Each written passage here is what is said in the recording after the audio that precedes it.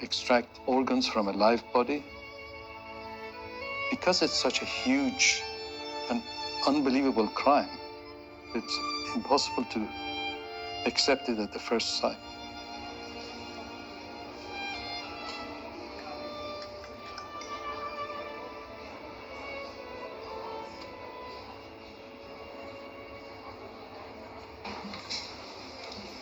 Please rise. China Tribunal, final sitting. Sir Jeffrey Nice, QC, in chair. Please be seated. Good morning, ladies and gentlemen.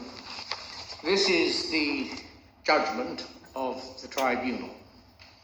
For over a decade, the People's Republic of China has stood publicly accused of acts of cruelty and wickedness that match the cruelty and wickedness of medieval torturers and executioners. The China Tribunal is being led by Sir Jeffrey Nice, QC, world-leading expert on genocide, crimes against humanity. He agreed to establish an independent tribunal with a number of other distinguished colleagues and to shine a light on a very dark place. It should be made clear that it gives the tribunal no pleasure to reach this conclusion, to which it is driven by evidence and the application of reason and logic, together with its appraisal of witnesses who gave evidence.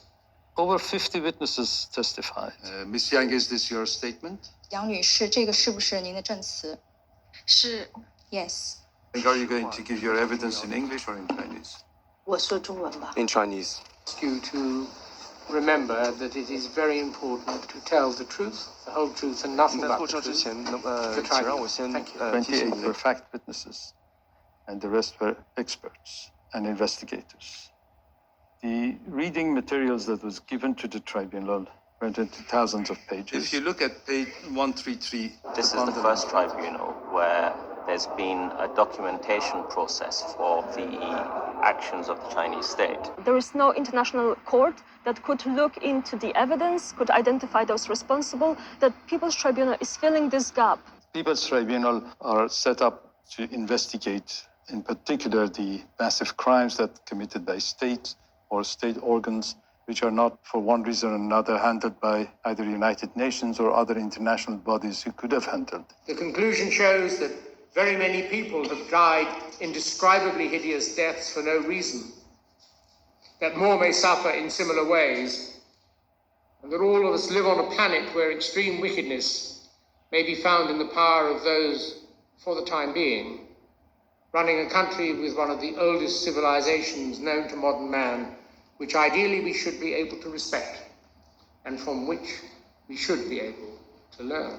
It's very sad that those who constantly supported China and justified its actions did nothing. Transplantation Society and other groups also tried to ignore the matter, what the tribunal has now termed as willful blindness. The PRC has done little to challenge the accusations, except to say that they were politically motivated lies. And governments around the world and international organizations, all required to protect the rights of mankind, have expressed doubt as to the accusation, thereby justifying their doing nothing to save those who were in due course, it is said, to be killed to order.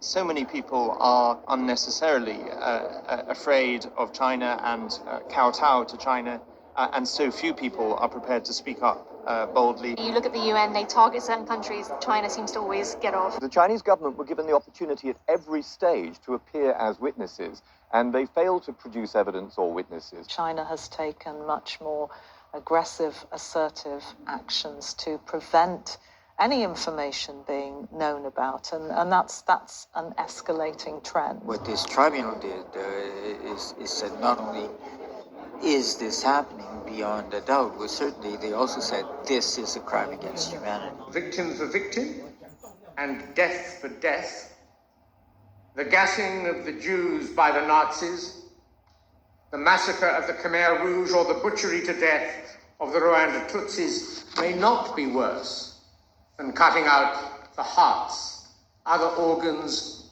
and the very souls of living blameless, harmless, peaceable people. Now, this tribunal has concluded that Falun Gong is a source, probably the principal source, of organs for forced organ harvesting. The report adds that whilst it doesn't have sufficient evidence to reach the same conclusion for the Muslim Uyghur community, it says the vulnerability of the Uyghurs to being used as a bank of organs is also obvious. It's being called transplant tourism. That's where people are now flocking to China to get needed organs. Would you say that the majorities of these operations do result in the deaths of people? They all result in the death of people. Like, for example, we all know about somebody going and buying a kidney in a back street somewhere in a poor country.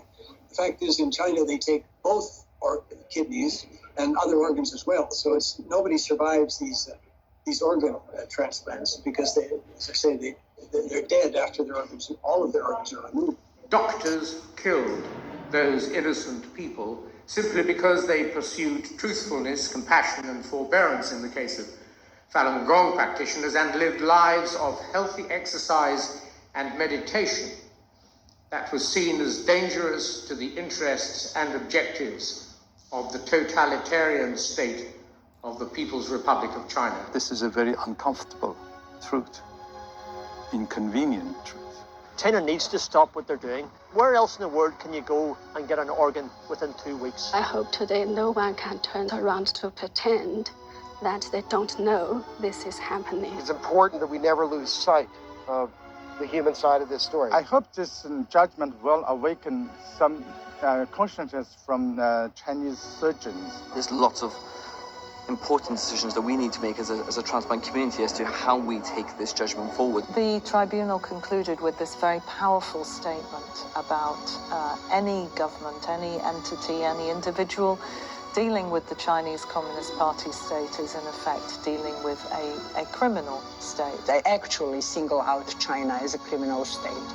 And I think nothing will be the same after this. Any who interact in any substantial way with the PRC, including doctors and medical institutions, industry and businesses, most specifically airlines, travel companies, financial services businesses, law firms, pharmaceutical insurance companies, together with individual tourists, educational establishments, and art establishments, should now recognize that they are, to the extent revealed in this judgment, interacting with a criminal state.